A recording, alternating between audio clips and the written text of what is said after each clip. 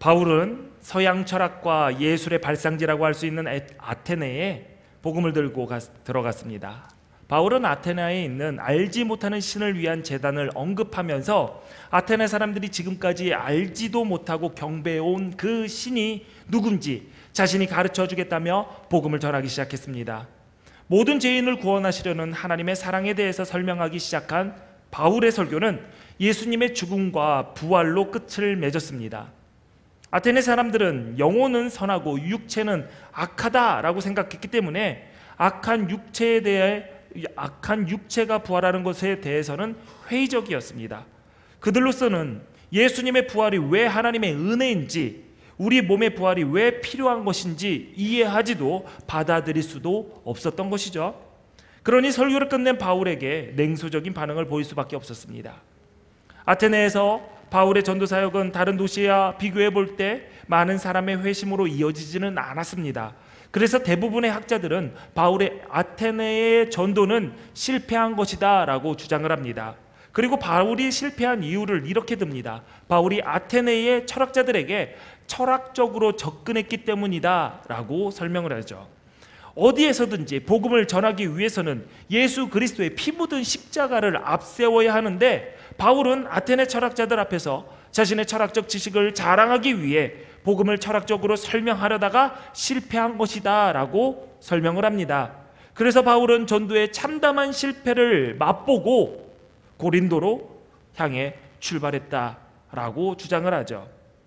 바울의 전도로 아테네에서 복음을 영접한 사람이 적기 때문에 바울의 그 전도가 실패했다라는 것은 전도의 성과를 숫자로만 파악하려는 비복음적인 발상입니다. 복음의 가치는 숫자의 많고 적음에 따라서 평가되지 않습니다. 만약 숫자로 열매의 가치를 따진다면 예수님 또한 실패한 구원자가 될 것입니다.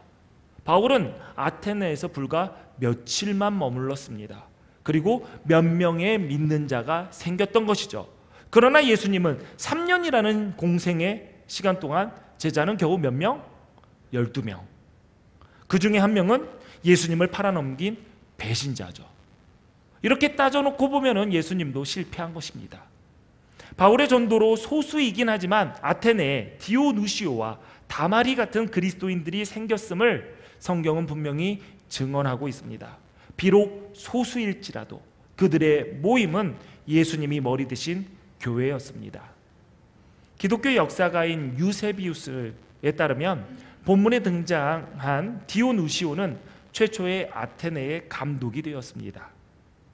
인생의 모든 문제를 철학적으로 풀어내려는 아테네 철학자들에게 복음을 철학적으로 설명한 바울은 참으로 지혜로운 복음의 전도자였습니다.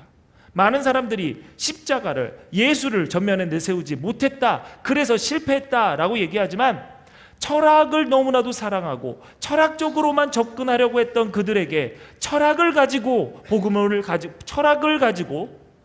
복음을 전했다라는 바울은 굉장히 유능한 그리고 지혜로운 전도자임에 분명합니다. 만약에 바울이 그렇게 하지 않았더라면 어쩌면 아테네에서는 단 한 명의 그리스도인도 얻지 못했을지 모릅니다. 전 세계에서 환영받고 있는 K문화, 복음을 전하는 수단으로 삼는 것은 굉장히 지혜로운 방법이죠. 그러나 한간에는 이렇게 불만을 이야기하는 사람들이 있습니다. 예수님이 아닌, 성경이 아닌 드라마나 영화, 가수 등 연예인을 내세우는 것은 옳은 전도 방법이 아니다. 피 묻은 십자가, 예수 그리스도를 전면에 내세워야지 어떻게 연예인, 영화, 드라마, 노래, 세상 노래 이것을 복음의 수단으로 삼느냐? 이것은 잘못됐다. 이렇게 매도해서는 안 됩니다. 하나님께서 우리 민족에게, 우리나라 사람에게 복음 잘 전할 수 있게 하나의 선물로 주신 것이 우리의 문화인 것이라는 것을, 우리 K문화라는 것 사실을 우리는 인지하고 있어야 됩니다. 복음을 위해서는 여러 가지 방법을 지혜롭게 사용할 수 있는 것들도 하나의 지혜라는 사실을 우리 잊지 말아야 됩니다. 아멘.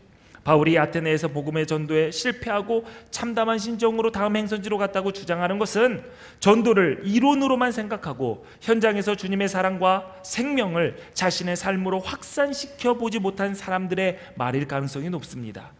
전도는 사람의 이론과 계획으로 이루어지는 것이 아닙니다. 성령 하나님께서 주관하시는 것입니다. 아시아 대륙의 드로아에서 유럽의 빌립보로 그리고 데살로니가로 베레아를 거쳐 아테네까지 가게 된 것은 바울의 계획 속에 있지 않았습니다. 바울이 의도하지 않았습니다. 그러나 바울이 아테네에 갈 수밖에 없도록 성령님께서는 한치의 오차도 없이 치밀하게 계획하셨고 그를 이끄셨습니다. 이유가 있습니다.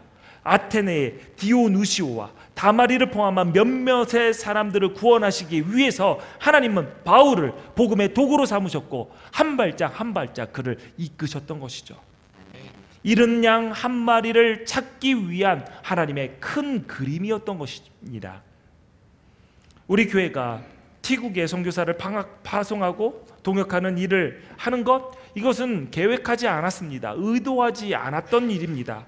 어느 날 연락을 거의 주고받지 않았던 목사님이 뜬금없이 전화하셨습니다. 그리고 이경환 목사님의 상황에 대해서 전했고 그 자리에서 우리 교회가 그 선교 사역에 돕겠다라고 결정을 했습니다. 이 결정에 연합 남성교회와 여성교회 그리고 각 속회가 동참하기로 한 것입니다. 여러분이 드리는 속회원금은 다 선교비로 지출되고 있습니다. 우리 입장에서는 뜬금없는 일이었지만 이 모든 것을 계획하고 의도하시는 분은 우리 아버지 되신 하나님이심이 분명합니다.